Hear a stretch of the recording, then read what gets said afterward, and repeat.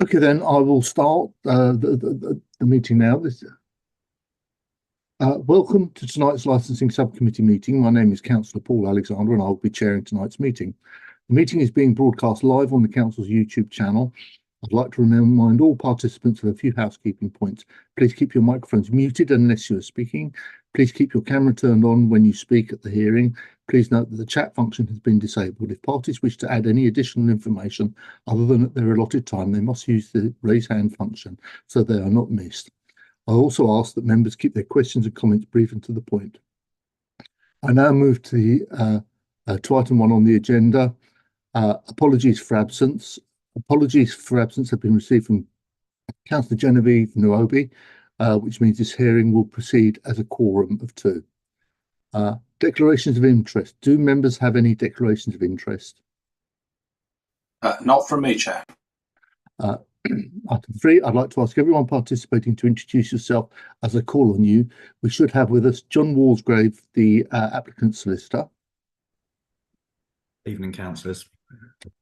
Olivia Rostrom, Managing Director of Nurseries. Yes, hello there. And you are the applicant? Yes. Rosie Moss, Head of Property. Hello, present. Rosie, are you the applicant as well?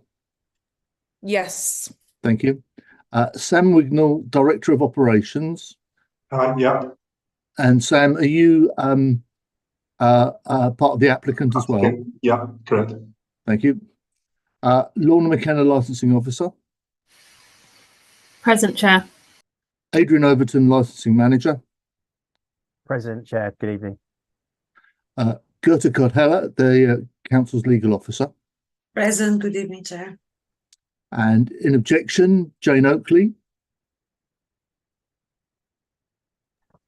Present. Present. I've got resident representing Mary Gore Booth. Yes. Okay.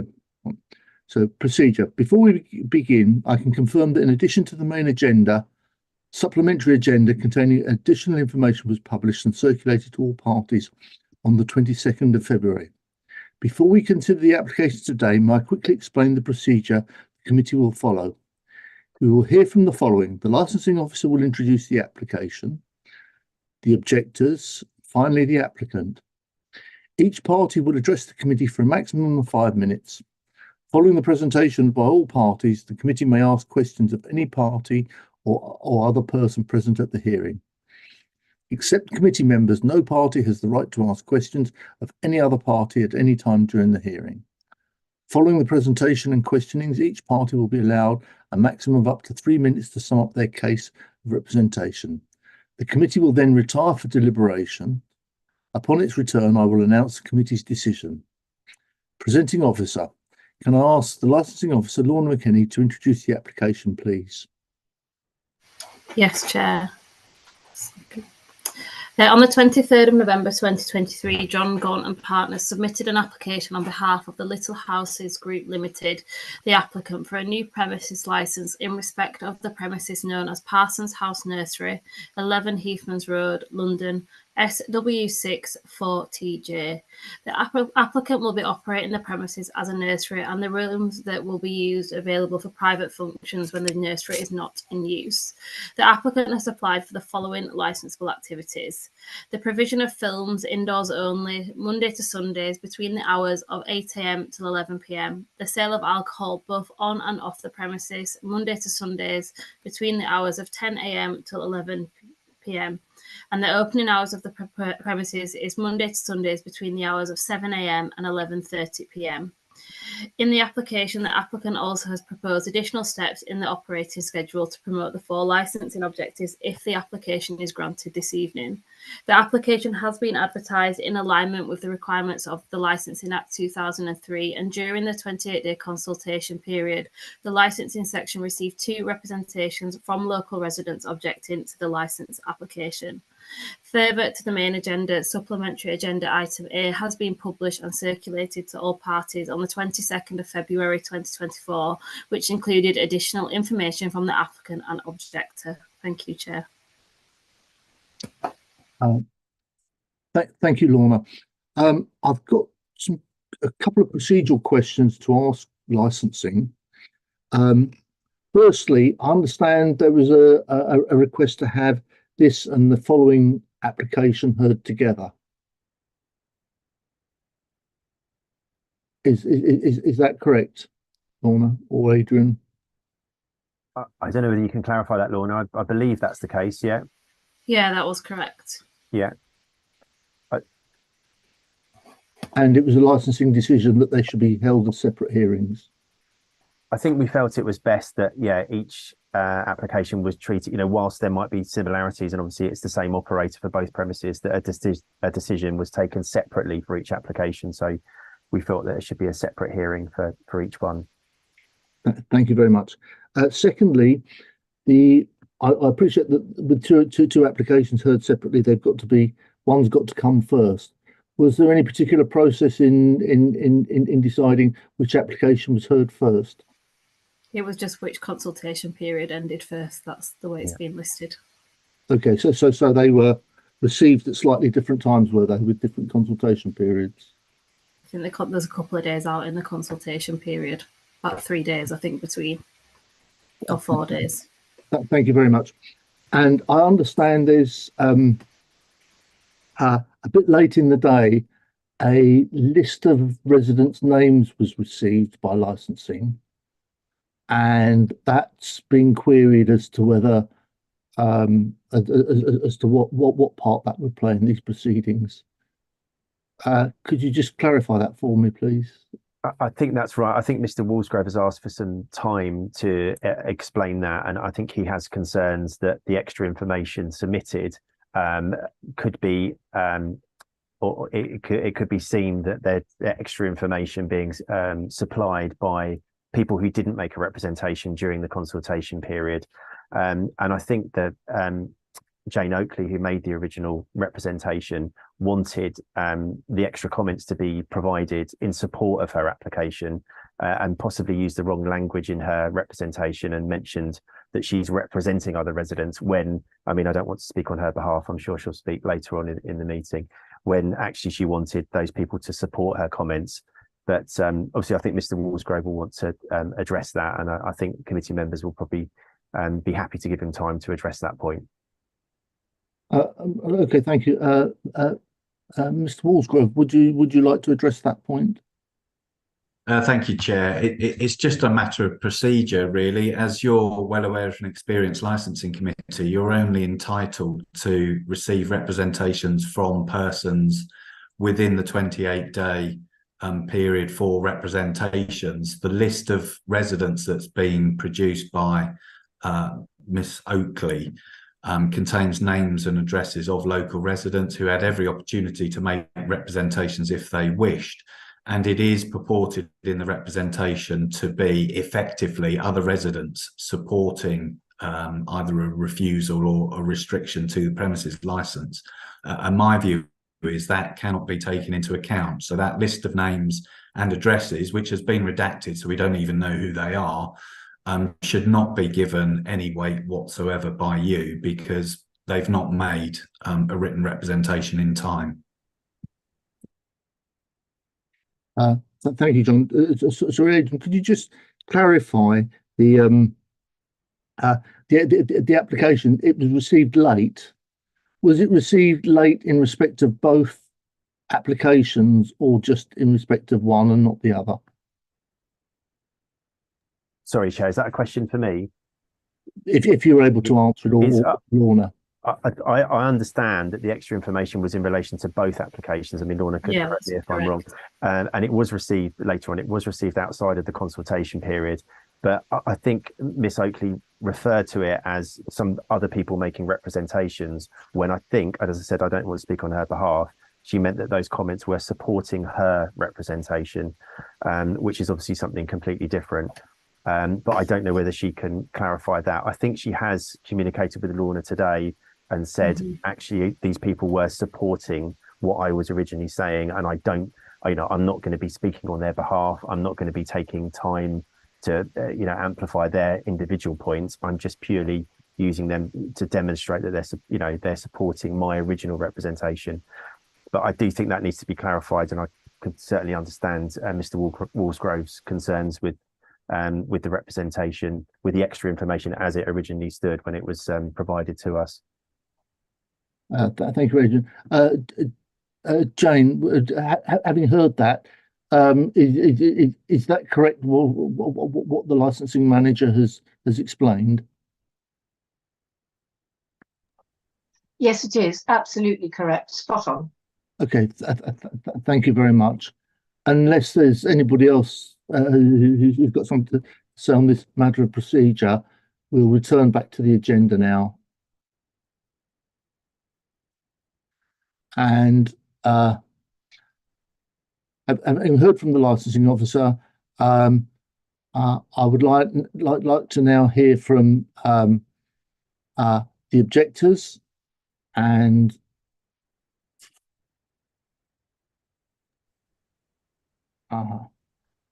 so Jane Oakley, you have 10 minutes, and if you can start now, please. Good evening, and thank you, Chair. Thank you, councillors, and all assembled. And credit to Lorna for trying to steer me through this, and I apologise for any incorrect wording. The residents are supporting me because they feel strongly. In fact, the residents, I know the addresses were withheld.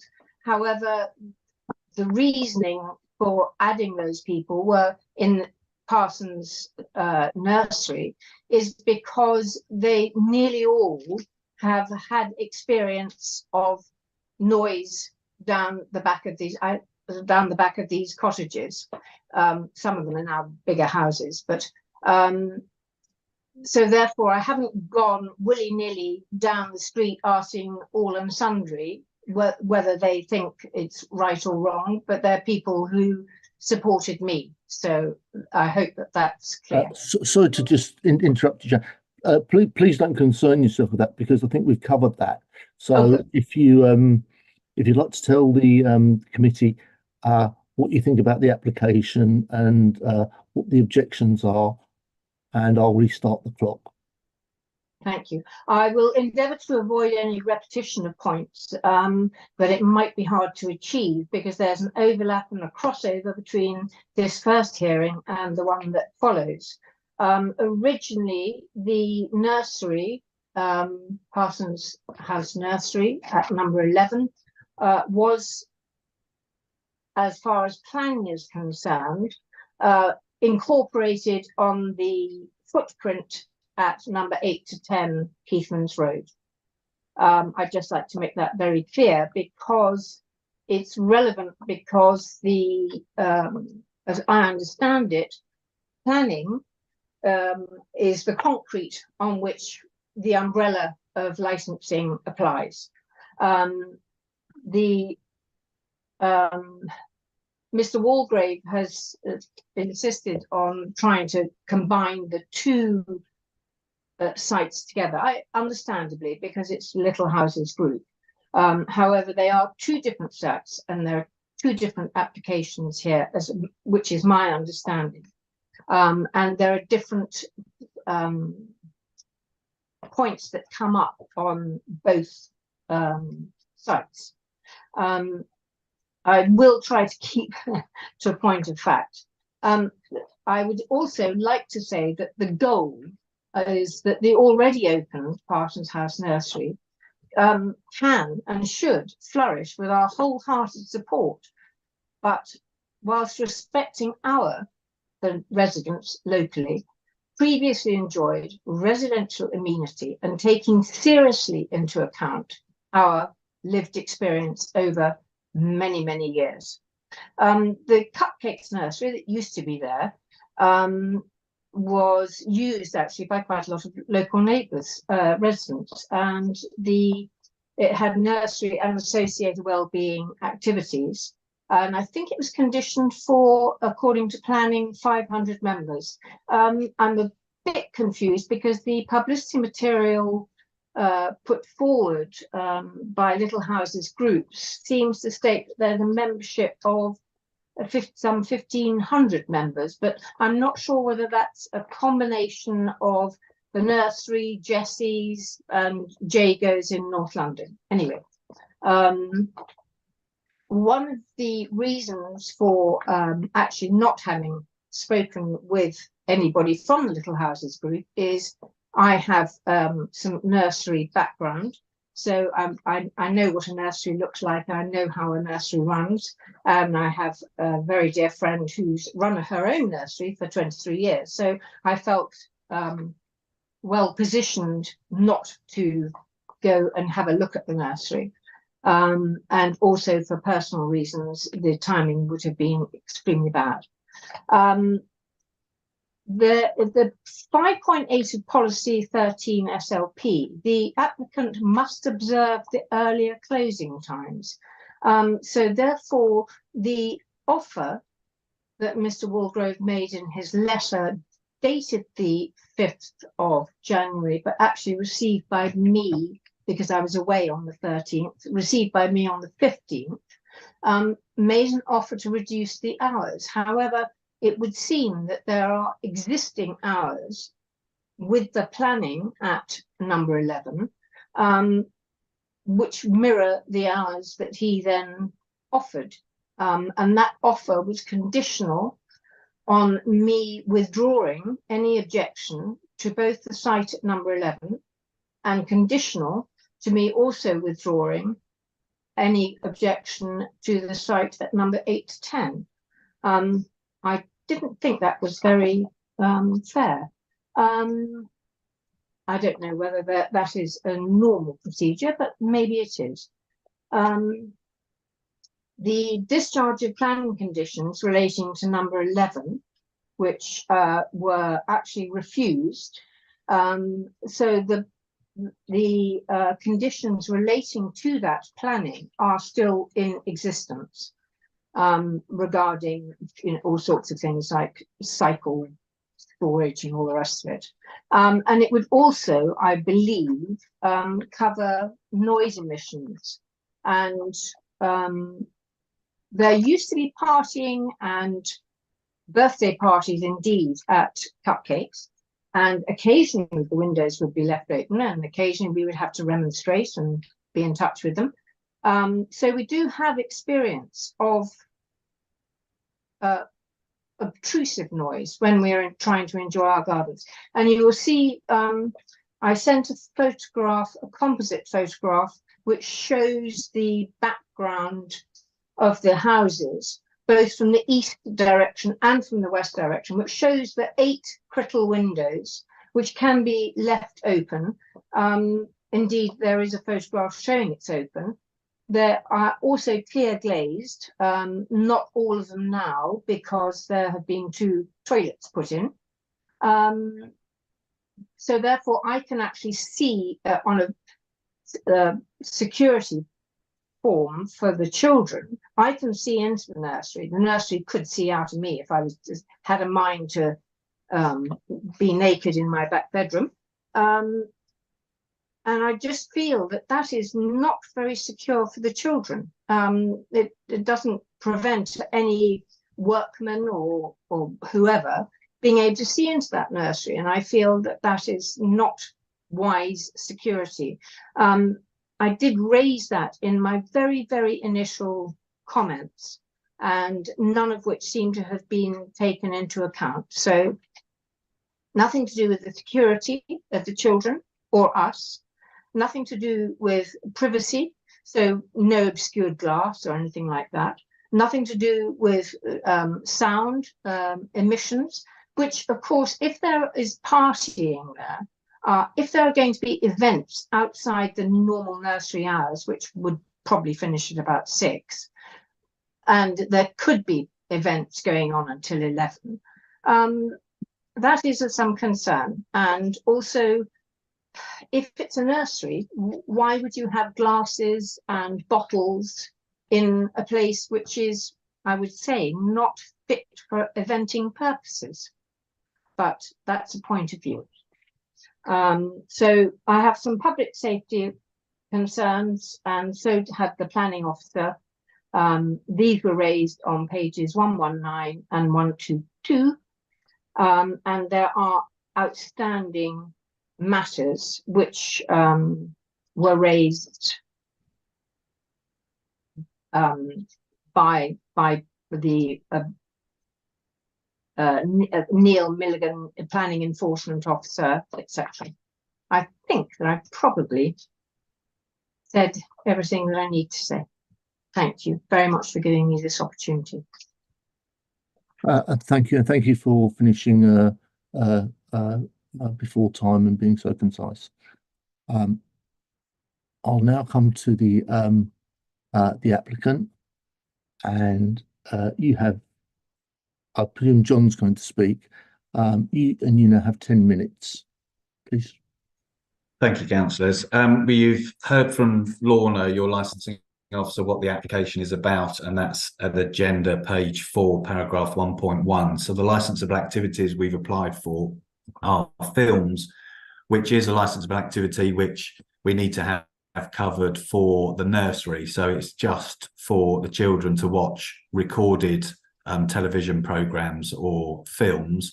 It is actually arguable whether we need to have films as a licensable activity or not, because of course it's a private nursery. But as with the next application, we wanted to be transparent and ensure that there are no grey areas as to whether what we're doing there is a lawful activity or not. So that covers films. In relation to the sale of alcohol, it is obviously not connected with the use of the premises as a nursery. So whilst it's operating as a nursery, there would be no alcohol consumed on those premises. It is just to provide some flexibility, as they have with their premises in Jago House, where parents book children's parties at the weekend on Saturday and Sunday for parents when they're ordering the food to be able to have the option of having alcohol as well for the parents, obviously not the children. So any reference to interested parties alluding to drunken behaviour and antisocial behaviour just simply isn't the case. We've offered in the operating schedule conditions which restrict this licence to use by the Little Houses group. So it's not a case of having to future-proof the licence. We've offered you sufficient conditions to ensure that as it trades now is how it will trade in the future. Otherwise, the licence will have no effect. So another operator couldn't just come in and use these premises and use our premises licence. I think the key thing is that planning has been mentioned a lot, both in the written representation and the verbal representations, and planning is not relevant for a licensing subcommittee, nor are any of the issues raised by planning relevant. You are only concerned with the licensable activities and the impact those licensable activities may have on local residents. So use of the nursery where there's a concern about clear glass is not relevant, I would say, because it's not directly linked to the licensable activities. You've heard the concern was about whether people can see children or not, and of course there won't be any licensable activities other than the showing of kids' TV programs, recorded TV programs during the course of the nursery hours.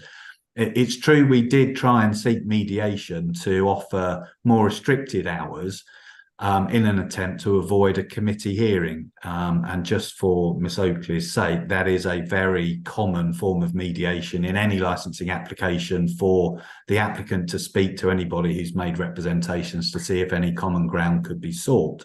Now, I hasten to add that because that wasn't accepted by the interested parties, we are asking for the application to be determined as we submitted, not as we offered to reduce the hours. That said, the planning permission is in force. So my clients have to comply with all the conditions on the planning hours, which include the operating hours, which are currently on the planning permission, which are indeed more restrictive than we've applied for the premises license. So I ask you to ignore the issues about planning. You're here to decide whether this should be able to sell alcohol until 11 o'clock in the evening for those very sporadic children's parties, and also for films. The weight which I ask you to attach is to the opinions of your expert responsible authorities. You'll be aware under the Section 182 guidance that environmental health are experts on noise and the police are experts in terms of crime and disorder and antisocial behaviour. They have not objected to this application. We had pre-consultation advice with all parties prior to the submission of the application, which included the police, environmental health and your licensing authority. And the application was very well received in terms of the careful list of conditions we've crafted to put to you. We already have one premises in existence, Jago House, which is operated in an almost identical fashion. And in fact, the residents are closer to Jago House than they are for the proposed nursery. In fact, there's a residential block adjoining the nursery at Jago House. And you'll be pleased to hear that that premises was granted a premises license and has had not a single complaint since it opened. Indeed, the nursery has now been open a couple of months and that has not received any complaints about noise. So where the fear of the use of the nursery causing noise nuisance come from, I'm not too sure. But in any event, I ask you to attach greater weight to the opinions of the experts rather than the two interested parties that made representations. Just on the point of the list of names, whilst you've accepted, you are prepared to accept that document. My view is that in having accepted it, you can't attach any weight to it because we don't even know who the name of and addresses are of those people. You certainly can't take into account the fact that they've added any points or added any weight to Jane Oakley's representation. Otherwise, you would be acting ultra vires because the Act is very clear as to what can be considered by a committee in terms of a written representation. So I ask you not to attach any weight to that. And finally, overriding all of this, of course, the residents have the safeguard of other legislation which deals with noise nuisance, which is the Environmental Protection Act principally. But of course, also under the Licensing Act, there is the ability for a resident to review a premises license at any time, and that allows local authorities to apply lighter touch to licensing applications to allow responsible operators to have flexibility in the way they wish to operate their premises, as opposed to imposing any restrictions or adding conditions to the license which would prohibit that flexibility of operation.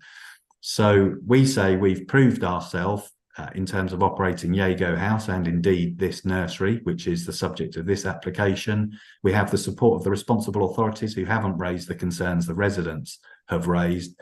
And with the greatest of respect to Miss Oakley, you haven't had any credible evidence put to you to either refuse this application or indeed restrict the hours or impose other conditions which we have not proffered. Just in conclusion, I would draw your attention once again to the documents that we submitted in the supplementary agenda, which I'm sure you've already read.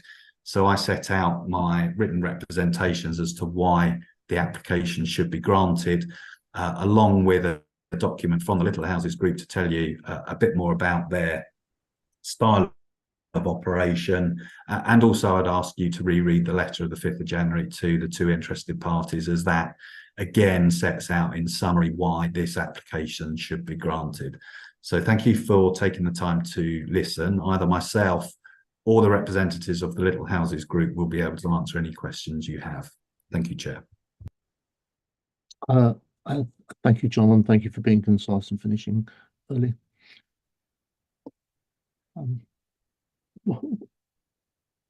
I'll now come to committee questions, and committee members, and I'll ask committee members to ask questions of any party about the application and issues that have been raised at the hearing in relation to the 4 licensing objectives. Councillor Stanton. Thank you, Chair, and thank you everybody for the representations you've made so far. Those of you who are frequenters who come to these meetings quite often will know that I normally have lots of questions I was going to ask and they're nearly all answered in the representations, which again today they have been. I think I have it clear in my mind which property we're talking about at this meeting rather than the one we're having in an hour's time. So If I make an error, please do correct me. I do only have a couple of questions though. The first question is to the applicant, which is in the proposed conditions on page 33. If I can just paraphrase it, it says no noise generated on the premises or by its associated plant or equipment shall give rise to a nuisance. Can you please let me know what you mean by a nuisance? Sorry, you broke up there, Councillor Stanton. What was the last part? Sorry. Yes. I'll restate the whole question. You say in say it's page 33 in the proposed conditions. It's the last proposed condition, and you state, and again I'm paraphrasing, that no noise generated shall give rise to a nuisance. And I was just wondering precisely what it was you meant by a nuisance. Yeah, so that's a fairly commonly worded condition, and in terms of nuisance, that means public nuisance, which would have its ordinary legal definition, which means more than one member of the public being disturbed by that nuisance. So it's effectively allowing the enforcement through the condition, as opposed to environmental health necessarily looking at noise abatement notices and going down the Environmental Protection Act route. So in effect, for my clients, it's a bit of a double whammy, really. So you've got the protection there. They could issue warnings and abatement notices and enforce that route, but they now can also enforce through the licence condition should a public nuisance arise. Thank you.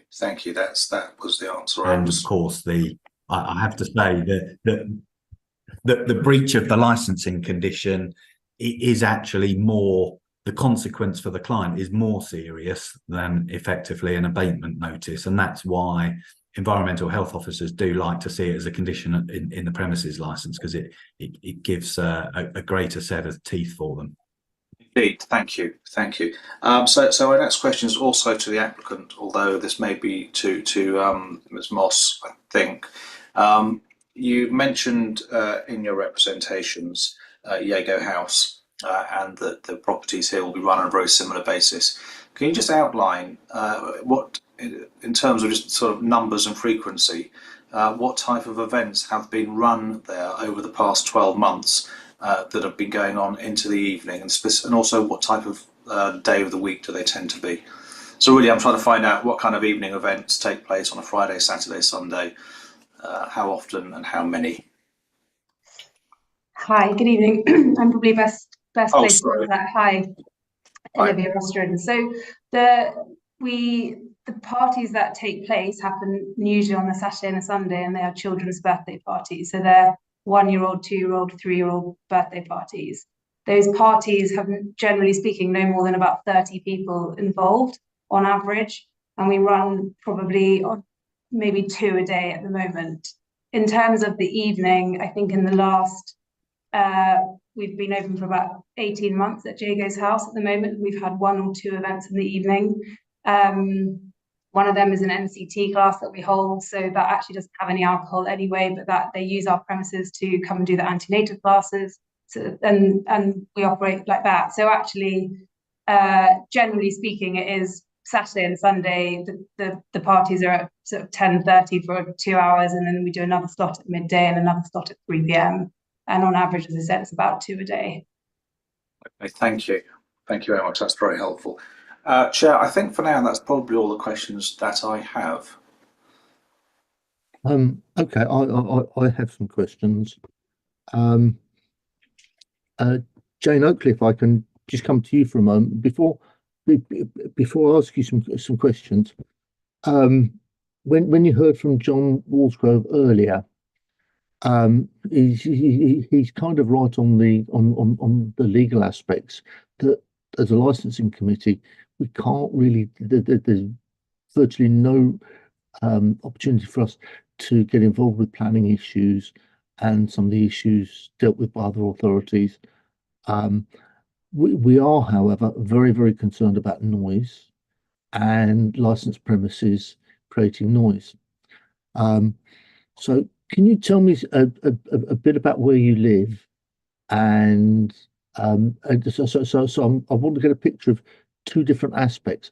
One is the potential for noise to come into your home, and the other is of a lesser order, which is noise you might experience in your garden. And understand the gardens, because I have been in a long time ago in some of the houses in your road, and they not meaning to offend anybody, they've all got very small backyards, and so they are in quite close proximity to the premises in the other road. But if you'd like to tell me a bit, just explain to me what your concerns are about noise.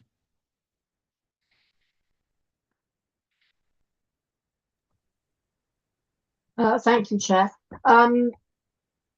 The noise we have had noise from Cupcakes Nursery when the windows have been left open.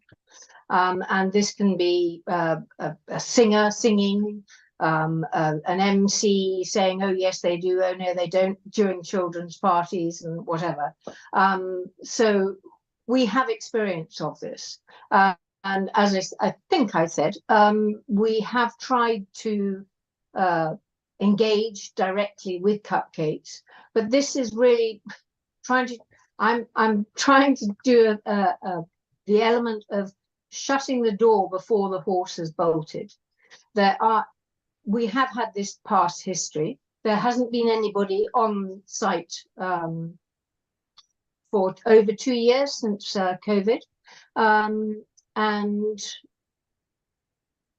sorry, I'm trying to grapple with what your original question. Oh, how far am I away from it? Well, it's more I want to know how the noise is going to affect you in your home, and how the noise might affect you if you're sitting in your garden. There's about 5 meters from the rear of some of the houses here to right up to facing up to that wall. I sent some pictures. I think it was on page 6, which tried to give an indication of how close the windows were, and so therefore the impact it would have. I have got previous experience. Do you have any fencing or anything at the back of your property? No. So the it's straight onto the wall, onto the windows, unglazed, single glazed windows. Yeah. So the wall at the back is actually the premises in the next road. Yeah. Yes, absolutely. Okay, yeah. Which I think you can see if you have a look at the photographs, which is I hope I can get a picture, and so I've lived in the borough all my life. I know the road, and I know the properties on both sides of that. Okay. The warehousing at the back is really quite high. It actually exceeds the height of my particular cottage, but doesn't for other cottages.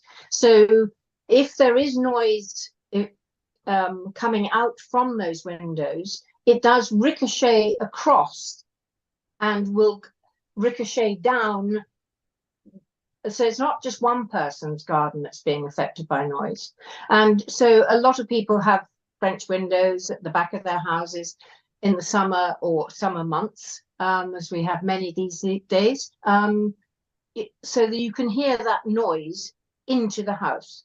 I have also experience of a fitness studio, which was behind me, adjacent to so number 15 to 17.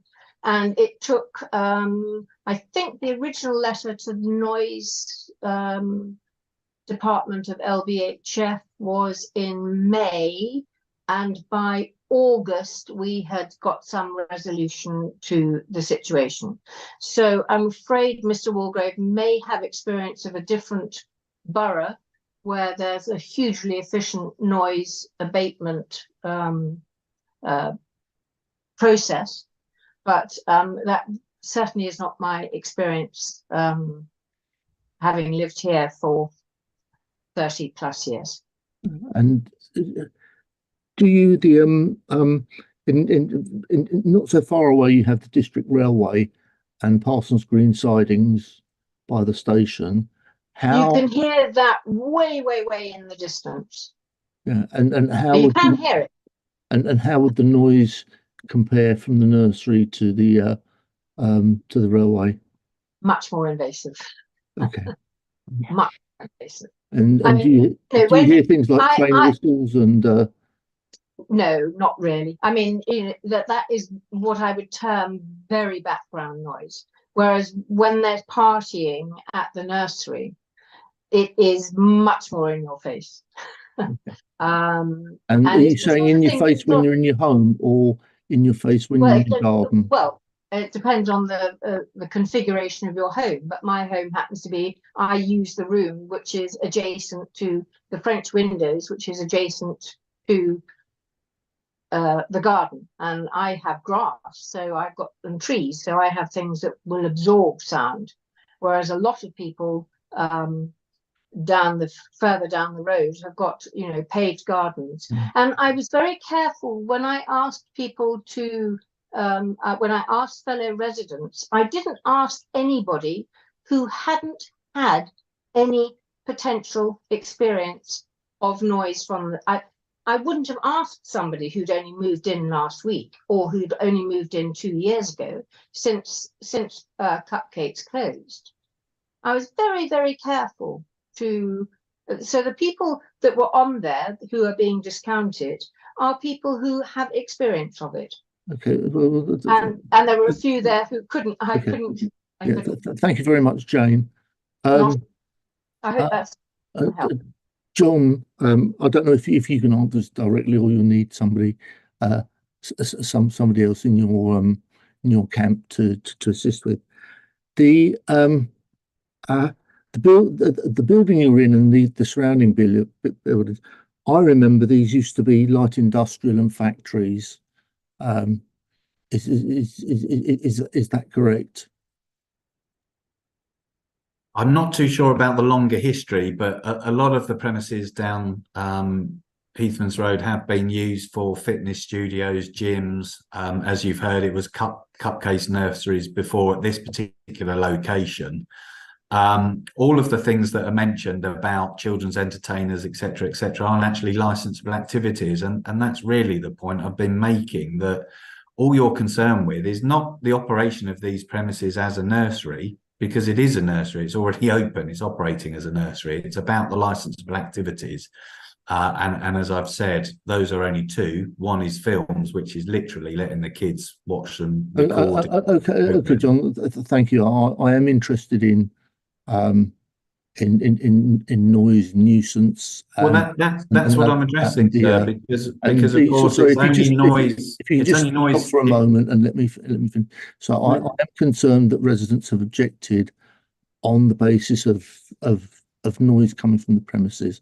So noise from the nursery. Yes. So I'm really wanting to explore that and get an understanding of what the noise is.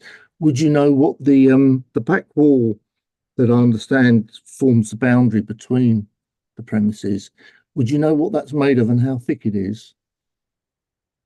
I don't, I'm afraid, but as I say, environmental health officer inspector. Oh, sorry, yeah, well, sorry, well, I'd like to know, and if you can help, but obviously you can't. Well, it's a brick built.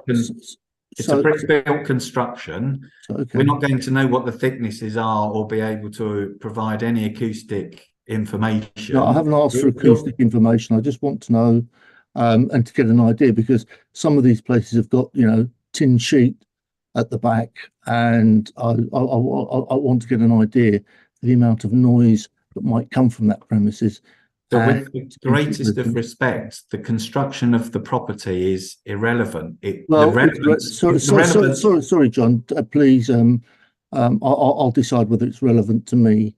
No, well, I'm about to explain to you why it's not relevant. Sorry, John, and I don't need any further assistance. No, I'd be grateful if you wouldn't interrupt me and let thank me you. Well, I'm chairing it, and you're welcome question. to stand as a councillor and chair the hearing if you wish. You've asked me Councillor Stanton, do you have any further questions? No, Chair. Okay, are you refusing to let me answer your question? I just want to ask that. Well, if you want to continue, please do, John. I do. You asked what is it made of and how thick? No, I are said, the did you walls? know? I did ask you, did you know what it was made of? And you said no, so we can't proceed on that. Yeah, but I need you to understand why that question and what it's made of is not relevant, because the issue of noise nuisance is obviously my clients are under an obligation, a legal obligation, not to create any noise nuisance. So even if the premises was made of paper, their obligation would be made to ensure that if they're operating a premises made of paper, they don't create noise nuisance. If it's made of brick and that brick is 10 feet thick, that means obviously they can have a lot more noise within the premises. What we're saying is the operation of what we're having within the nursery building is entirely suitable. The activities we've applied for are entirely suitable for that building, and that has been a concurrent view of your environmental health officer, who is an expert in noise nuisance. Thank you. If I can go to another question, then please. The noise that's generated in there. Do you use sound amplification equipment? Very rarely. So the noise would just be the noise of the nursery kids and the teachers probably trying to get their attention. So it's not amplified music or amplified public address systems.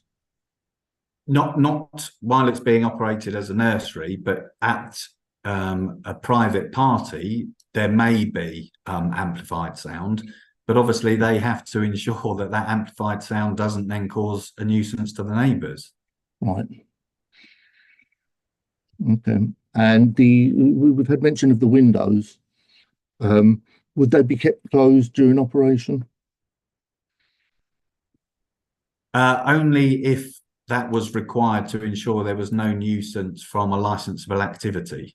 So during the day, when it's used as a nursery, there's absolutely no obligation to have windows closed unless the level of the noise is causing a nuisance. And then obviously the Environmental Protection Act would ensure that my clients could not create a noise nuisance. So there's perfectly adequate measures in place. And as I've said, it operated as a nursery before.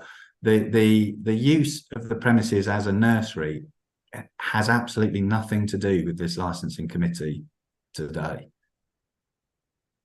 because the licensable activities, other than the watching of a television program, which is not going to create a noise nuisance, that is the only relevant factor during the day when it's used as a nursery. And as I said, the danger is we'd stray into planning matters, and that's exactly what we seem to be doing.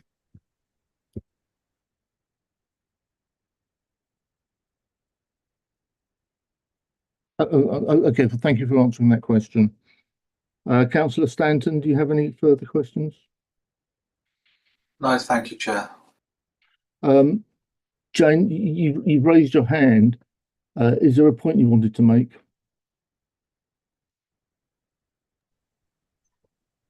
The hours applied for are way outside the nursery hours.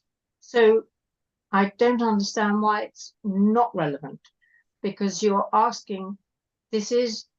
Okay, so sorry, Jane. So thank you for raising that point. We will come to a summing up part and you can certainly relate to that then. Okay, thank so you. I'll now go to the summing up, and I'll ask the licensing officer, Lorna McKenna, to sum up, please. Nothing further to add, Chair. And I'll come to Jane Oakley. Jane, you have 6 minutes to sum up, and I will suggest to you that there is no point you using your 6 minutes to tell us about the planning issues, because that wouldn't be something that we would take into account. Okay, you have 6 minutes when you're ready.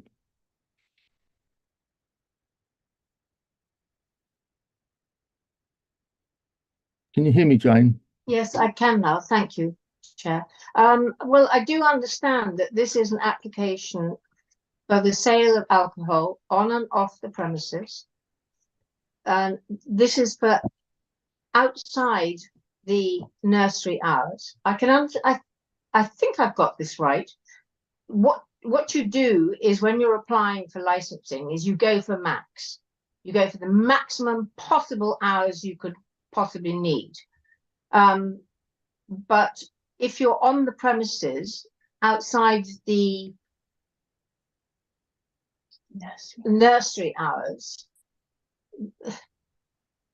sorry, why do they need a license? Why do you need a license if you're having children's parties? And I can understand that maybe in today's age you want to be able to offer somebody a glass of wine, but I would suggest that the premises themselves are unsuitable for. You don't want wine spilt on the. I believe there's carpet. I saw carpet. You don't want wine spilt on there. You don't want at the end of a party the getting rid of the bottles or whatever. They've got to get them onto the site anyway. But the photographs shown on page 6 will also, sorry, page 16, show the side alley where the containers are. If you're bunging a whole load of old bottles and stuff into those, that's going to make a hell of a racket, because this is a licensable activity up until quite late hours. Not only that, but it's for 7 days a week. So there is regrettably no potential respite. It's not even like the aeroplanes where they die, we get respite hours so that the aeroplanes aren't going over. We don't know that we can have Sunday afternoon, Sunday evening, quietly to ourselves without having to be concerned about any other noise. And also, I think that one of the rooms that for the event is where they're going to, I think, potentially put a fire escape. Well, I would have thought on public safety and everything else, which I believe is also covered by your licensing, that should be already there if there is a nursery up and running. I think that's all I have to say. Thank you for listening. Okay, thank you, Jane. You finished in three minutes. Thank you. John, may I come to you to sum up, please? I'll be equally brief. Again, I just repeat my earlier point that I would like you to attach the greatest weight to the views of environmental health and the police. And in fact, you're obliged to do that by the Section 182 guidance issued by the Secretary of State. Their view is key in terms of noise nuisance and crime disorder and antisocial behaviour, and they've not objected to the application. There's an awful lot being mentioned about the nursery. As I've said, the only licensable activity during the nursery hours is the showing of recorded films, which how can that possibly be a nuisance to allow children to watch recorded films? In terms of the alcohol licence, you've heard from my client that in Jago House, it's very rarely used in the evening. If a party is booked for children at the weekends, children's parties, they're generally during the day in any event. And as Jane Oakley pointed out, it is literally the odd glass of wine that the parents may have who are accompanying the children there. That food and drinks package will be coming from the premises across the way. And in terms of littering or putting bottles in bins, this isn't like a public house where you're filling bins with empty bottles and making a lot of noise. This is the odd occasion. The reason we apply for 7 days a week for those hours is to allow the flexibility of bookings.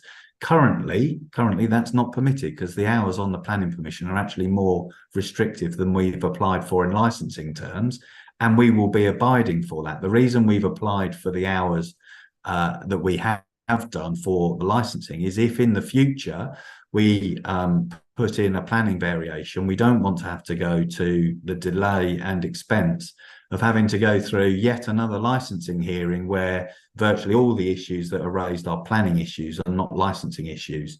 So I ask you to attach the greatest weight to environmental health. It would be perverse if you make a finding contrary to your own environmental health officer's view that there is no concern about an adverse effect on the public nuisance licensing objective. So I ask you to grant the application as we've applied for with the conditions. The residents are suitably protected by not only the Environmental Protection Act, but also the ability to review the licence should, which won't happen, should there be any public nuisance in the future. Now, thank you for taking the time to listen. Thank you for finishing and doing so concisely.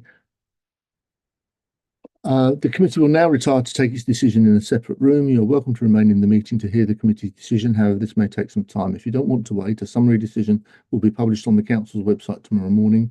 Can I ask members to turn off their video, mute their microphones, and join the private Teams meeting for deliberations?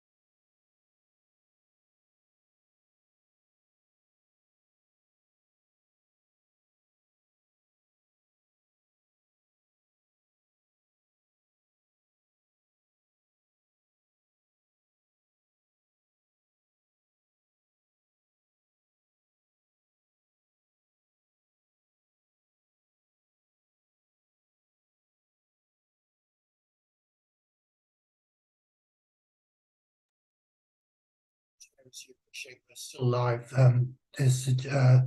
The objector isn't on the call at the moment, although she's Rosie Moss has just joined. So it's just the objector we're missing at the moment, Chair.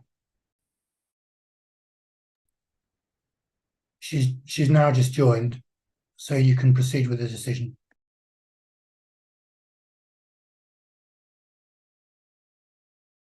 You're muted, Chair. Before I read the decision, because there is a second hearing, I just want to forewarn people that committee and obviously the officers needed as well will be taking a 15-minute break in between the hearings. So when this hearing has finished and we've read the decision, we'll take a 15-minute break before hearing the second hearing. Is everybody ready? Charles? Yes, Chair, you can proceed. Thank you. This is a summary decision of the Licensing Subcommittee, 26th of February 2024. Parsons House Nursery, 11 Heathmans Road, London, SW6 4TJ. The committee has considered an application for a new premises licence for the sale of alcohol on and off the premises and the provision of film indoor only under the Licensing Act 2003. In summary, the committee has decided, after taking into account all of the individual circumstances of the case and the promotion of the 4 licensing objectives, to grant the application as follows. The provision of films indoors only, Mondays to Sundays, 8 o'clock to 11 o'clock. I say 2300 hours. Sale of alcohol both on and off the premises, Monday to Sunday from 10 till 2300 hours. The opening hours of the premises are as follows. Mondays to Sundays from 7 o'clock to 23:30. The license is subject to mandatory conditions. The license is subject to the conditions volunteered by the applicant in the operating schedule. The license is subject to the following conditions imposed by the committee as follows. 1. All rear external doors and windows shall be kept closed at all times between 8 o'clock in the evening and 2300 hours during licensable activities, save during access and egress. 2. A responsible member of staff shall organise and accommodate meetings to discuss the operation of the premises with residents at least 2 times per calendar year. The meeting shall be advertised at least 14 days before its due date by letter to residents and residents' associations in the locality, as well as to the licensing authority. 3. A responsible member of staff shall take the minutes of meetings with residents that shall be circulated to all attendees and to the licensing authority, and copies shall be readily available at the premises on request. 4. A record of complaints shall be maintained on the premises to record details of any complaints received. The information to be recorded shall include the date and time of complaint and subsequent remedial action undertaken, and where disclosed, the complainant's name and location. 5. The record of complaints shall be kept for 12 months from the date of the last record made and shall be available for inspection on demand by the police or authorised officers of the licensing authority at all times the premises are open. The licence becomes operational with immediate effect if problems are experienced and an application for review of the premises licence can be made. A copy of the committee's full decision, including its reasons, will be sent to the parties forthwith. If the applicant or any person who has made a relevant representation is unhappy with the decision, they are entitled to appeal to the Magistrates' Court within 21 days from the date of notification of the full decision. Thank you very much. Good night.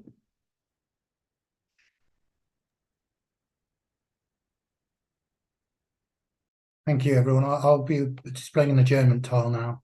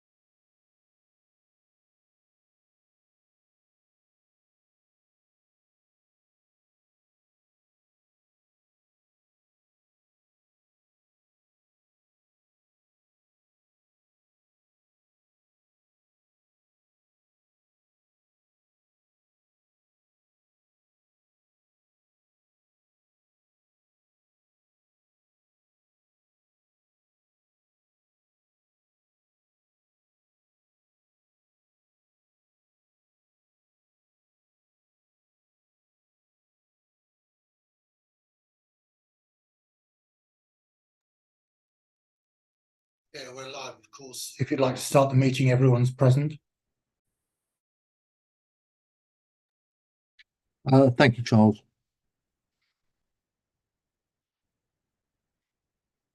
Welcome to tonight's licensing subcommittee meeting. My name is Councillor Paul Alexander and I'll be chairing tonight's meeting. The meeting is being broadcast live on the Council's YouTube channel. I'd like to remind all participants of a few housekeeping points. Please keep your microphones muted unless you are speaking. Please keep your camera turned on when you are speaking at the hearing. Please note that the chat function has been disabled. If parties wish to add any additional information other than at their allotted time to speak, they must use the raise the hand function so they are not missed. I also ask that members keep their questions and comments brief and to the point. I now move on to item 1 on the agenda. Apologies for absence. Apologies for absence have been received from Councillor Genevieve Moby, which means that the hearing will proceed as a quorum of 2. Declaration of interest. Do members have any declarations of interest? No, Chair. Item 4, Jessie's house. I'd like to ask everyone participating to introduce yourself as I call on you. We should have with us John Walsgrave, applicant solicitor. Good evening, Chair. Olivia Rostrom. Good evening, Chair. I've got you down as Managing Director of Nurseries. Does that matter? My colleague next to me, Sam Wignall, is the Managing Director of the clubs. Okay. Rosie Moss, Head of Property. Good evening, Chair. Sam Wignall, Director of Operations. Evening, Chair. Lorna McKenna, Licensing Officer. Present, Chair. Gerda Coolidge, the Council's Legal Officer. Present, Chair. Objecting, Jane Oakley.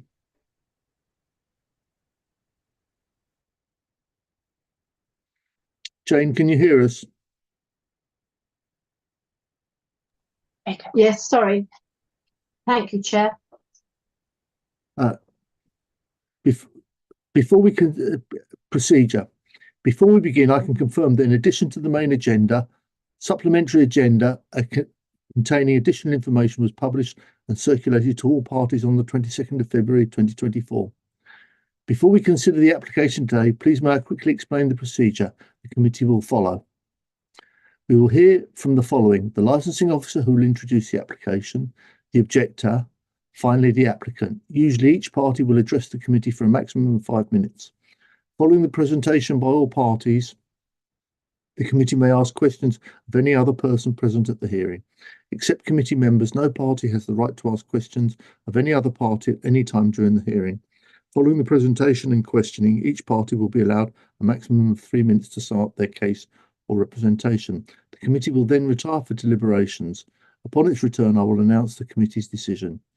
Presenting officer, can I ask the licensing officer, Lorna McKenna, to introduce the application, please? Yes, Chair. On the 23rd of November 2023, John Gaunt and partners submitted an application on behalf of the Little Houses Group Limited, the applicant, for a new premises licence in respect of the premises known as Jessie's House, 8 to 10 Heathmans Road, London, SW6 4TJ.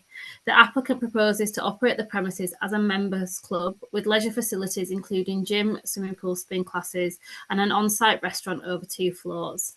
The applicant has applied for the following licensable activities: the exhibition of films indoors only, Mondays to Sundays between the hours of 8 AM till 11 PM. The sale of alcohol both on and off the premises, Mondays to Sundays between the hours of 10 AM till 11 PM, and the opening hours of the proposed opening hours of the premises, Monday to Sundays between the hours of 7 AM till 11:30 PM.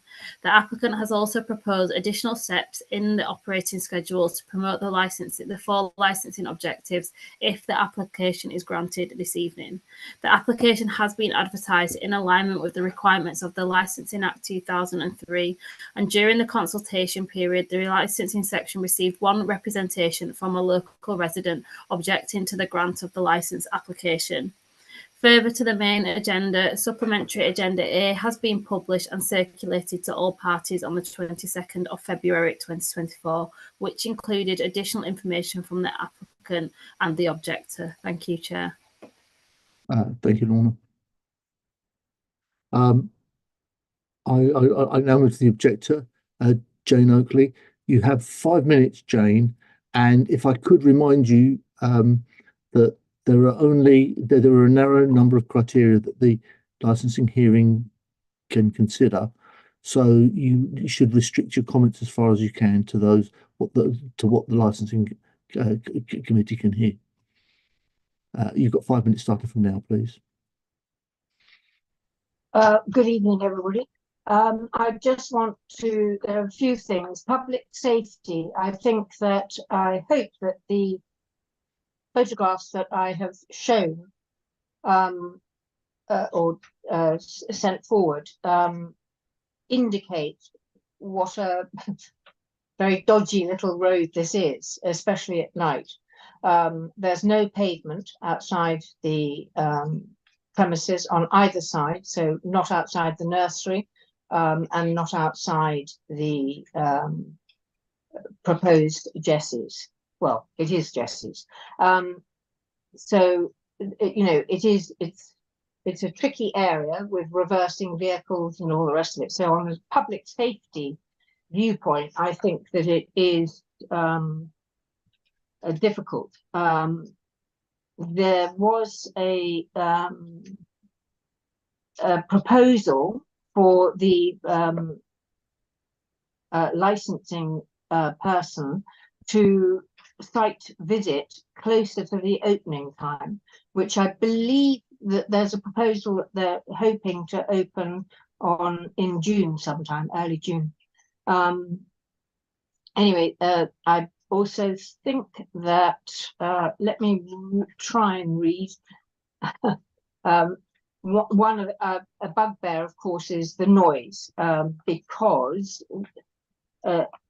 I'll try and read from my notes. The concerns of myself and other residents to this application are based on known and lived experience of noise from events which can be related to alcohol-induced noise, in addition to the noise that will be generated by the activities in the courtyard of this new premises. We have experience of this because the premises was previously leased by Will's Art Warehouse, who used to have art exhibitions and things, and The Works, who did events and things there.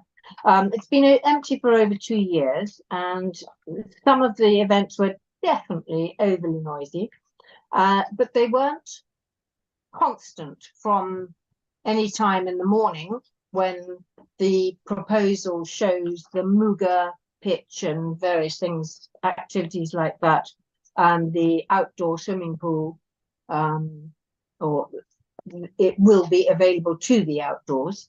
So there'll be a much more noise in the locality opposite these large warehouses in Heathman's Road, which does, as I've explained previously, ricochet noise up and over those buildings.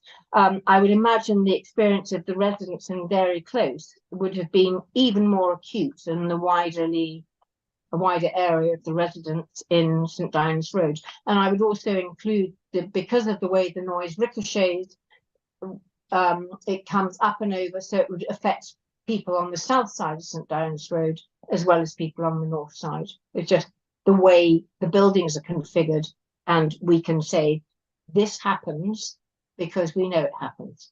And the proposal and submissions of this applicant, Jessie's House, and the extensive hours and the use of the site, originally it was the nursery was going to be included within this site. So the dynamics of the footfall would have been slightly different than the way that it has been reconfigured. So the new licensing proposal, with the extended hours requested for the sale of alcohol both on and off the premises, have the potential to impact on the local residents more acutely. The sale of alcohol is being stated in submission page 22.20 as being ancillary to the club. So it isn't an essential, integral part of this club. It's an add-on, if you like. they state that the two premises would still operate even if a license were not granted. And would a condition of sale on off premises with curtailed hours not be a way forward if they want to offer this to their members? This is most especially due to the outdoor elements of the layout of this members club, open courtyard and terrace, and the plan shows alcohol to be available nearly everywhere. Jane, I have to stop you now because you've had your 5 minutes. Okay.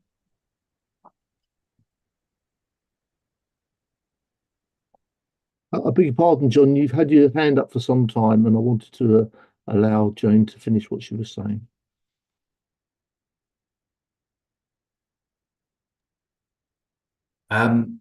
I raised my hand because the application that's in the agenda papers is not the application that is actually before you this evening. So that was an application that was submitted at the same time as Parsons Nursery, but a subsequent application was submitted on the 25th.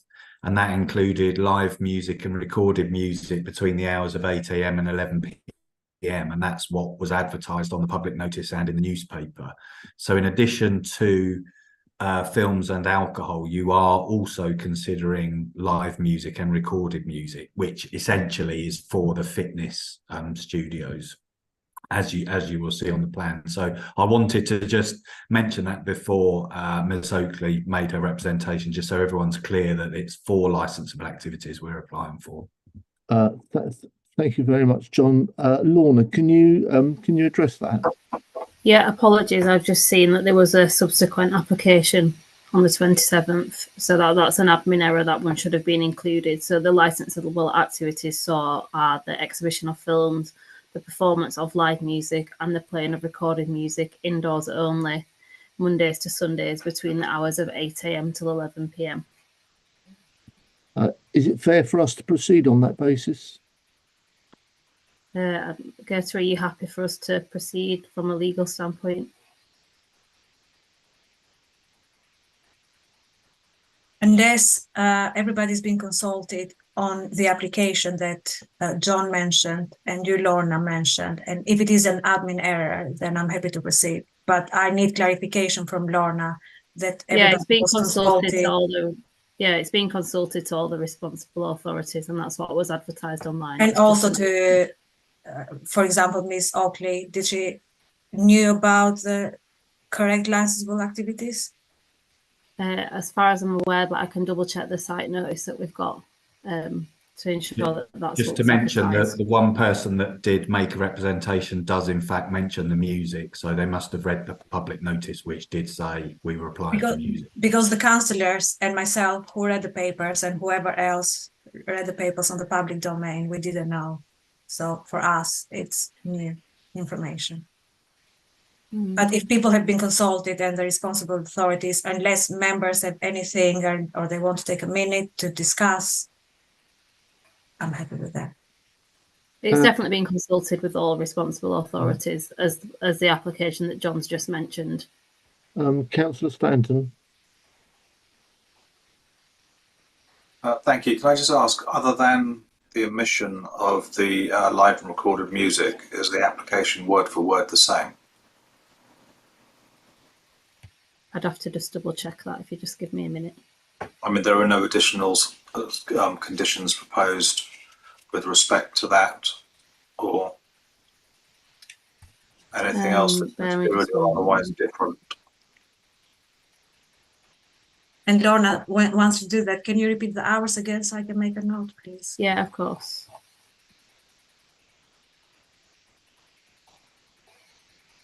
I don't know whether whether we have to help on the conditions. So the conditions were a separate document which we appended to the application. So the conditions are exactly as they are set out in your agenda. So the only difference was the 2 licensable activities of recorded and live music, 8 to 11, 7 days a week. Double check also that. I was going to suggest, Gertrude, if we maybe have a couple of minutes just to double check that as well. Yes, of course. And I'm also double checking the application on the paper. Would it be possible for the draft application to be distributed to the committee via email during the meeting? Thank you.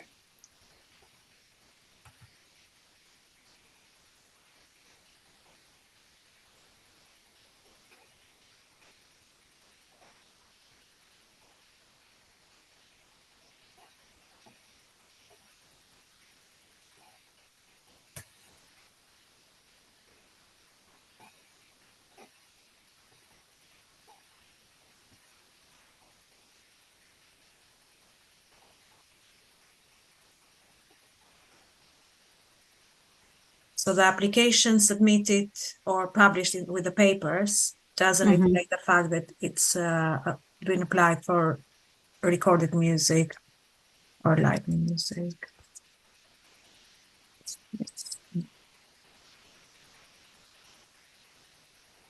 It's been advertised correctly with the second application. So can you repeat the times again so we can check the regulation whether it's regulated?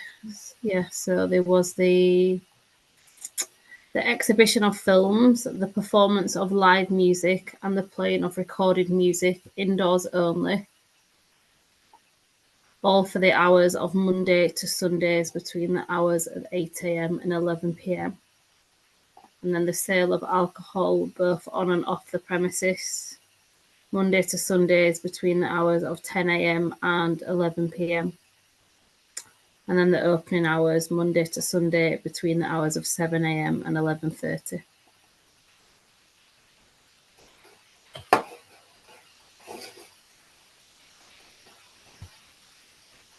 Thank you.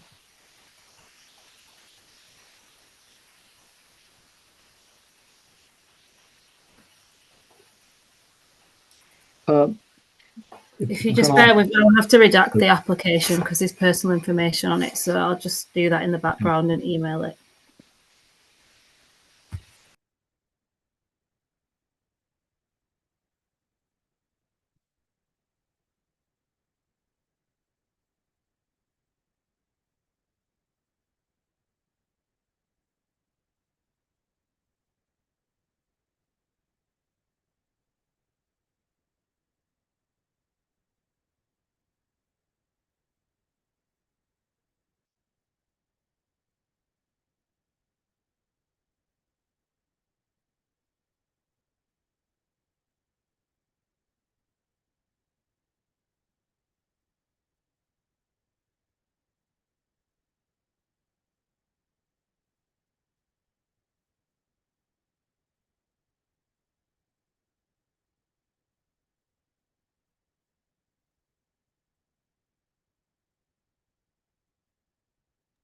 And John, what's the capacity? Sorry, I'm just looking at the guidance in relation to whether it will be licensable. So would it exceed 500 people?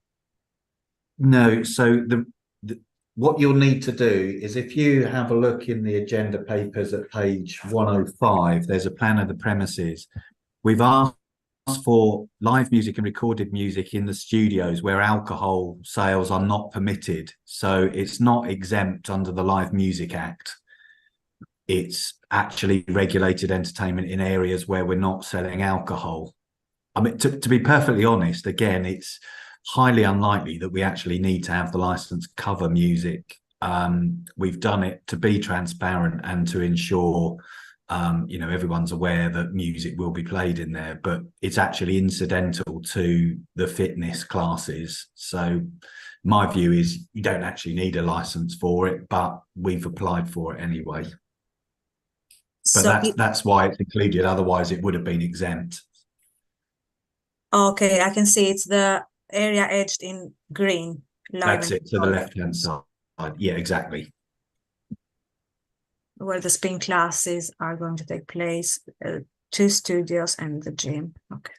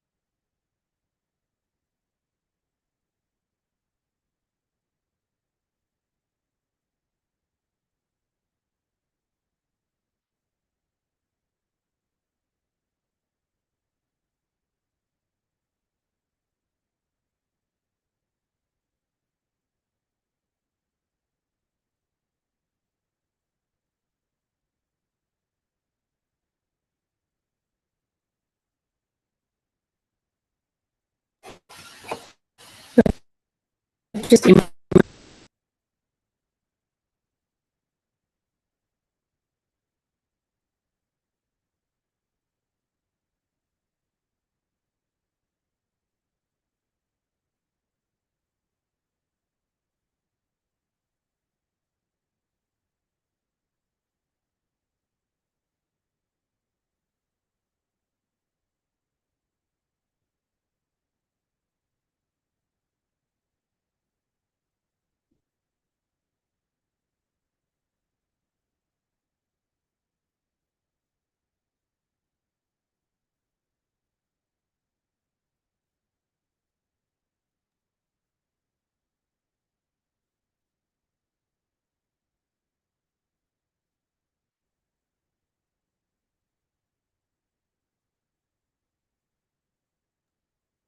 Chair, would you like to postpone the meeting for a few minutes until you read the amended application?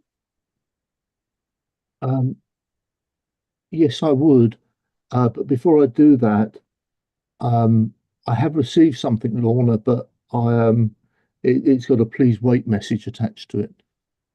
Yeah, I can confirm the same for me as well.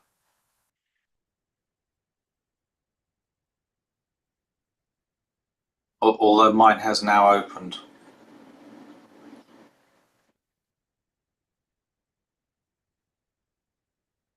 It might just be a network issue. I don't know. Yeah, probably just a delay opening it. It should open.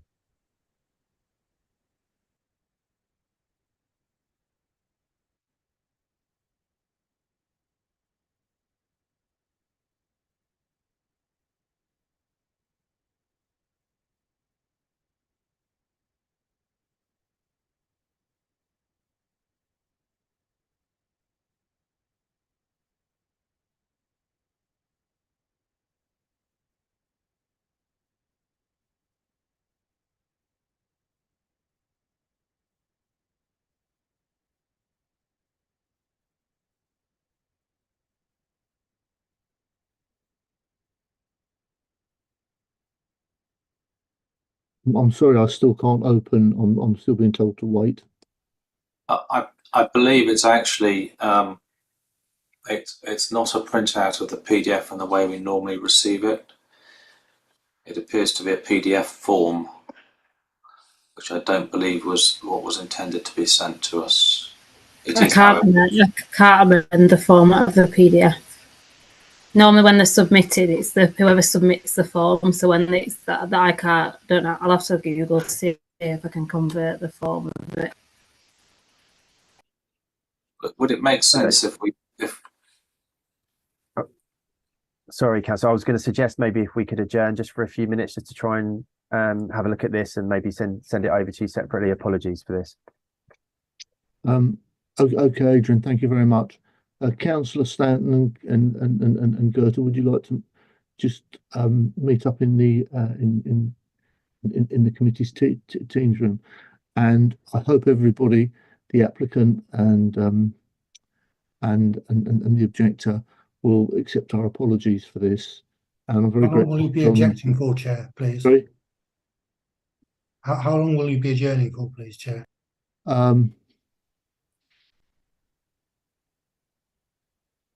Let's say 10 minutes. But the problem is, Charles, is if we've got a technical problem, it would be 10 minutes from the time that we're able to actually see the documents we need to look at.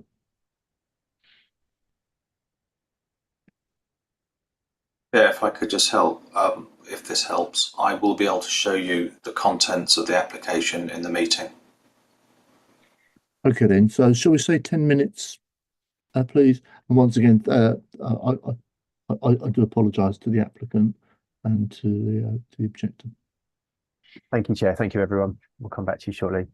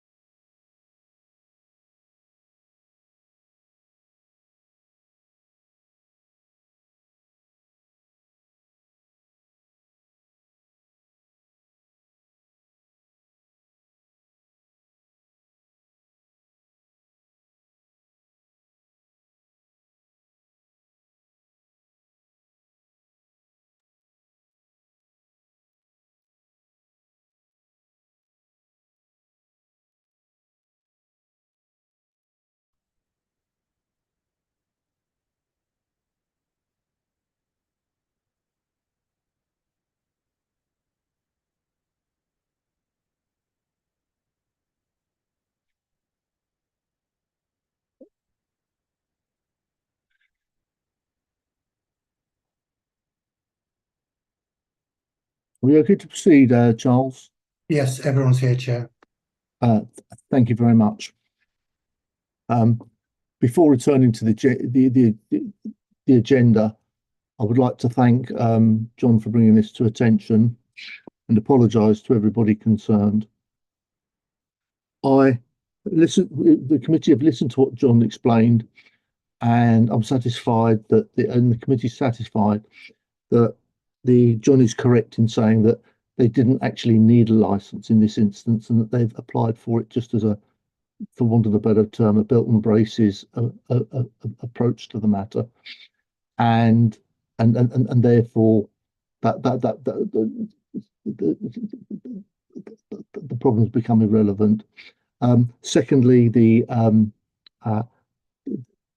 application was correctly consulted on, and it's just a simple admin error that has flagged that up.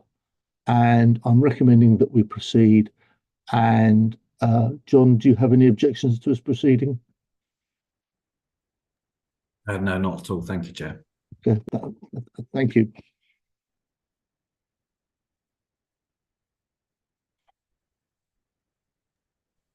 So is that me next? Yeah. Yes, it is. Can I ask John Walgrave, John Walgrave, the applicant solicitor, to speak? John, you have up to 5 minutes. Thank you. I'll be very brief then. Obviously, I've put in some written representations, which you've already read. So just for the purposes of the hearing, just to refer you, those are at page 20 of the supplemental agenda, together with the brochure for my client, the Little Houses Group, at page 24 onwards of that supplementary agenda, and also referring you to page 53 of the original agenda, which is the letter to the interested parties, which again sets out for Jess's House essentially what this is all about, which, as you've heard, is as a family members club. In terms of the licensable activities, the regulated entertainment, the music, as we've already discussed, is for the studios, effectively for fitness classes. In my view, it's incidental. You seem to have taken the same view. However, that's part of the application, and we would like you to consider it and to grant the license for those hours that we've applied for. Again, with this application, the pre-consultation took place with environmental health, the police and licensing officer visiting the premises and understanding exactly what the intentions were in terms of the layout, what was going to be on offer, and none of the responsible authorities have objected to the application. So as with the Parsons Nursery application, I'm asking you to attach greater weight to the views of what are considered the experts in licensing according to the Secretary of State's guidance, particularly given the issues that have been raised by the interested party in their representation about noise, whether that's noise coming from within the premises, including the terraced area, or noise from people leaving the premises. This is a family members club, and the use of it would happen whether you granted the premises license or not. So the vast majority of the facilities there do not require a premises license. The interested party, Miss Oakley, pointed out the fact that alcohol in particular was ancillary, which of course it is. And the experience of the clients at Jago House with the restaurant, which is where the alcohol will be sold and consumed, is that in fact very little alcohol is sold there. Most people are going there for health reasons and don't want to be consuming alcohol with their food. But you know, it is some people do wish to have it, and that's why my client applied for it to offer that flexibility to the members and guests that they would be able to purchase alcohol if they wanted to. This is not going to have an adverse impact on the community. This premises is going to be an asset to the local community. And although you've seen a list of redacted names who apparently are against the application, the vast majority of local residents support it, and many of whom are in fact now members, having pre-sold membership. So in all the circumstances, I would say there is credible evidence for you to grant the application. No objections from responsible authorities. existing premises at Yago House offering exactly the same that we're offering here, with no complaints, no issues, and even closer proximity to residents than here.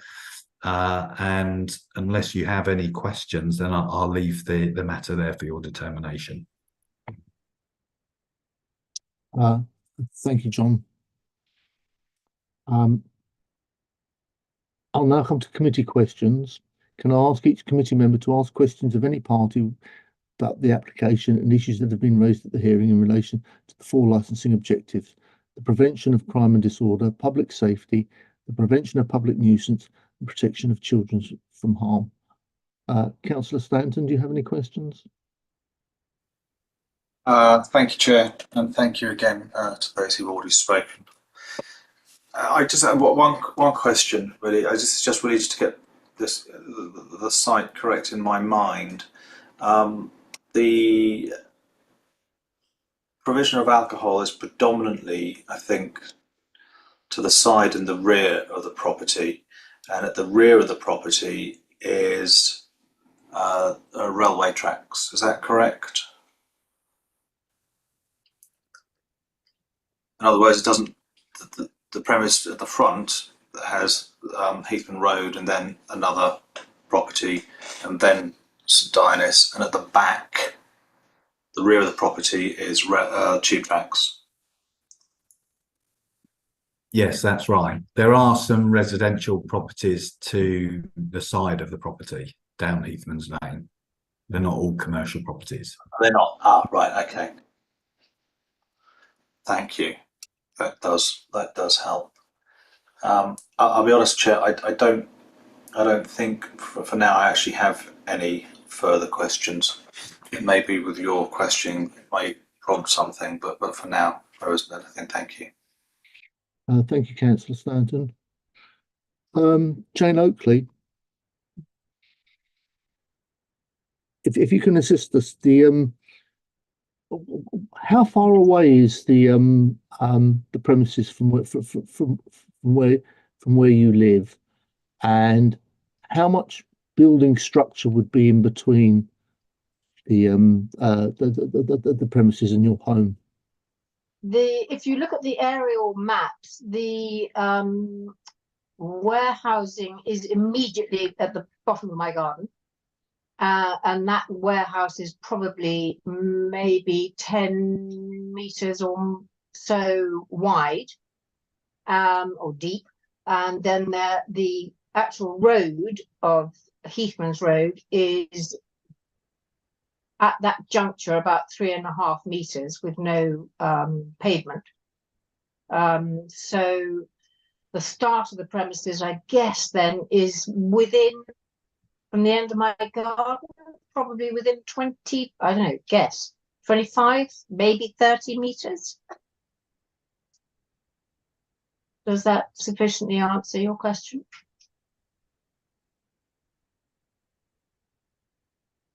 There's some aerial. I'm just trying to think, because it looks to me as if there are numerous building walls and structures in between your home, which would have a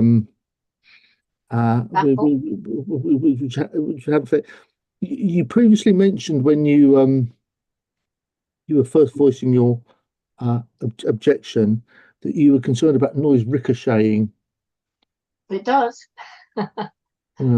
It does. There's a courtyard, you see, which is immediately behind. There is the courtyard entrance is not exactly behind, but very close to behind my house. So from experience, noise comes up and over. And there's a new part of building, which is the indoor-outdoor pool, which they put a new roof on and things. Have I answered your question? Well, you've done your best, and sorry. Thank you. This is my first ever experience of these meetings. Thank you very much. And John, can you just I don't know if you can answer. It does seem to be quite a long way away from Jane's home, and unlike the previous application, which obviously is still fresh in our minds, where you had a big section of wall on her boundary, here we've got no such thing, and we've got several other structures in between. And Jane had also mentioned about alcohol-induced noise. Are you able to comment on that at all? Yeah. So two things. The first, you're absolutely right in terms of what's in between. But what you need to be aware of is that Miss Oakley is not the interested party to this application. My understanding is Mrs. Gore Booth is the person that raised the objection. No? Oh, that was what I was advised, because obviously all of the information gets all redacted. The paperwork is there. Yeah, well, my understanding was it was Mrs. Gore Booth who made the written representation. I have no idea where she lives, but in any event, that's St. Diana's Road. In terms of references to swimming pools, obviously there's no licensable activities there. So again, there are some issues here that are being raised, which are to do with the use of the building and how noisy it will be with people using it. But that's not relevant. It's a planning control. In relation to intoxicated behavior, this is a members fitness club and children's jungle gym. There are not people consuming excessive alcohol. As we've said, alcohol is very, very limited in terms of its sales to members at Diego's house, and the expectation is it will be exactly the same here. It'll be an occasional glass of wine or beer with a meal that they have, perhaps after they've taken their kids to jungle gyms, or that they've been in the fitness studios themselves having a class. So there's no question of any antisocial behaviour arising out of consuming alcohol. It's just not that type of premises. For a licensing subcommittee, this sort of diversity of licensed premises is exactly what local authorities should be sort of welcoming into the area. So given that the focus is on health, I can assure you that there wouldn't be any instance of excessive alcohol consumption.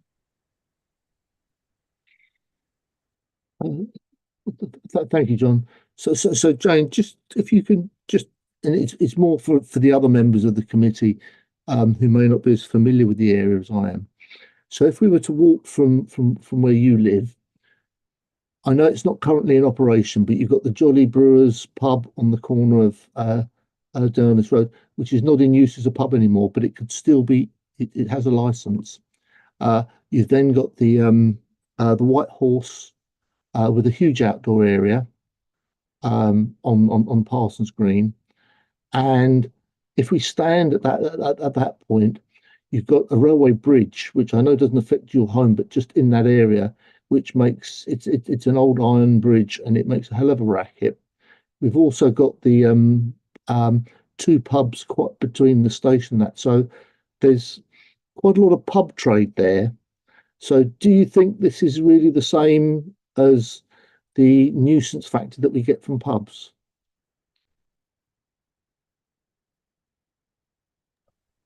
The interesting thing, Chair, is that just of late there has been a new licence given to a new premises on Parsons Green Lane, and they had restricted hours. If I can try and find the piece of paper that relates to it. Yeah, it was not so much their hours, it was just from the generality of when we were talking about alcohol-induced noise. Yes. Yeah. So it's a narrow little road. Yeah. So it is. It's just I'm trying to establish the premises are not that close like the other premises were to your home, and there is quite a lot of other licensed activities in that part of the world. There are indeed plenty. Well, I don't think I have any further questions at the moment. Councillor Stanton, do you have any further questions?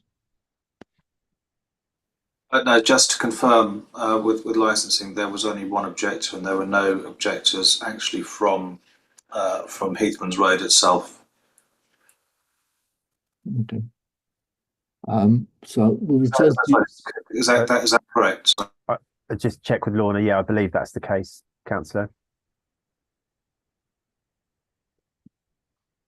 and just so Yeah. if I could check, there are no are there residential That's correct. properties on Heathman? There's only one objector. Are they any? I wouldn't know without checking the map. There are, sir. Yes. But we've not had any objections. No objections from those residents. No. Thank you. Thank you. So let me return to the agenda, and following committee's questions, we'll now come to the summing up, and I'll move to the licensing officer, Lorna McKenna. Would you please sum up?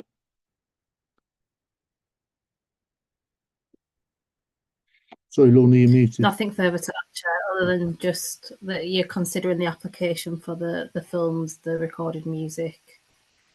And sorry, 1 second, I've lost my last pages. Bear me just one moment.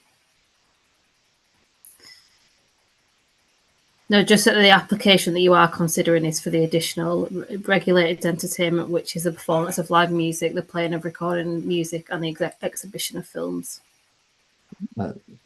Thank you. Jane Oakley. Jane, you have 3 minutes to sum up, starting from now, please.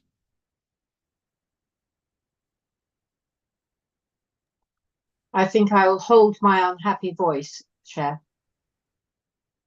If you've nothing further to say, I'll come to John Walsgrove. John, you have 3 minutes to sum up, please.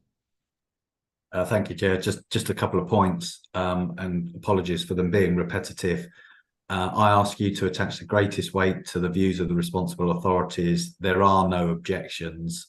If there were any issues regarding the operation creating any sort of noise nuisance to local residents, your environmental health officer would have made a representation, and they haven't.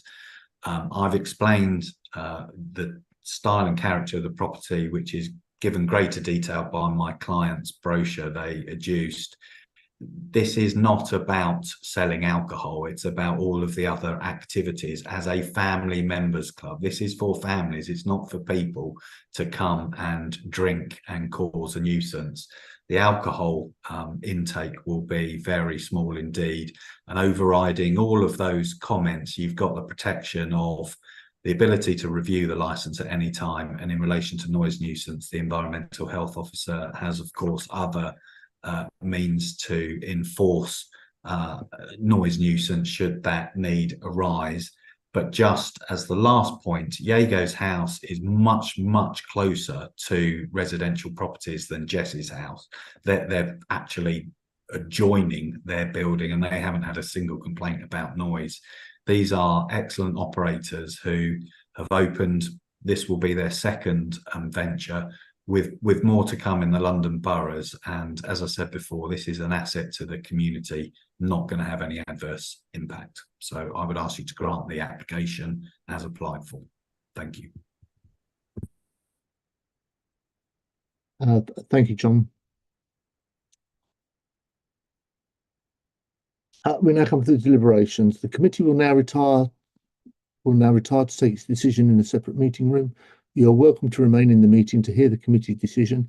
However, this may take some time. If you don't want to wait, a summary decision will be published on the council's website tomorrow morning. Can I ask members to turn off their video, mute their microphones, and join the Teams meeting for deliberations?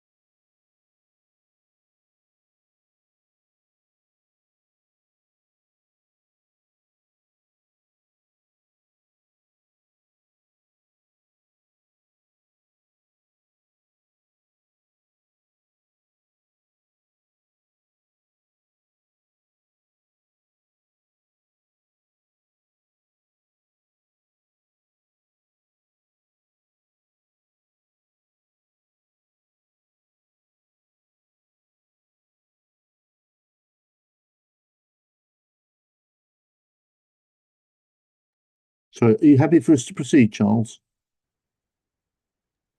The objectors left the call, Chair, but obviously you've highlighted that the decision will be on the website tomorrow morning, so you can proceed. Yeah. Yeah, we don't need the objector present, do we? You don't know. Thank you all, and thank you for your patience this evening. I'm sorry about the interruption earlier on. Summary decision of the Licensing Committee, 26th of February 2024, Jessie's House, 8 to 10 Heathmans Road, London SW6 4TJ.